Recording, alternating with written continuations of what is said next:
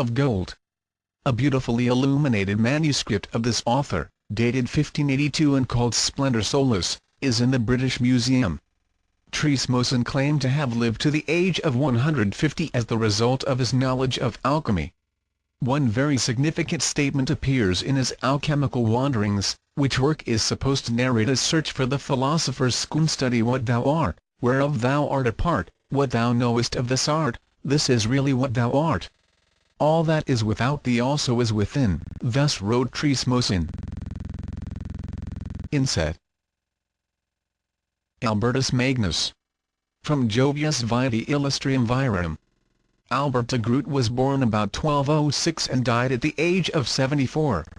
It has been said of him that he was Magnus in Magia, Major in Philosophia, Maximus in Theologia. He was a member of the Dominican order and the mentor of St. Thomas Aquinas in alchemy and philosophy. Among other positions of dignity occupied by Albertus Magnus was that of Bishop of Regensburg. He was beatified in 1622. Albertus was an Aristotelian philosopher, an astrologer, and a profound student of medicine and physics. During his youth, he was considered of deficient mentality, but his sense service and devotion were rewarded by a vision in which the Virgin Mary appeared to him and bestowed upon him great philosophical and intellectual powers. Having become master of the magical sciences, Albertus began the construction of a curious automaton, which he invested with the powers of speech and thought. The android, as it was called, was composed of metals and unknown substances chosen according to the stars and endued with spiritual qualities by magical formula and invocations, and the labor upon it consumed over 30 years. St. Thomas Aquinas, thinking the device to be a diabolical mechanism, destroyed it, thus frustrating the labor of a lifetime.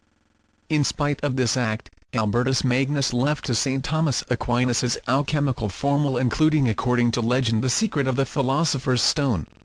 On one occasion Albertus Magnus invited William II, Count of Holland and King of the Romans, to a garden party in midwinter.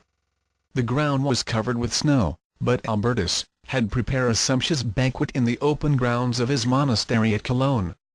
The guests were amazed at the imprudence of the philosopher, but as they sat down to eat, Albertus uttered a few words, the snow disappeared, the garden was filled with flowers and singing birds, and the air was warm with the breezes of summer. As soon as the feast was over, the snow returned, much to the amazement of the assembled nobles. For details, see the lives of alchemistical philosophers. Continued. Raymond Lilly,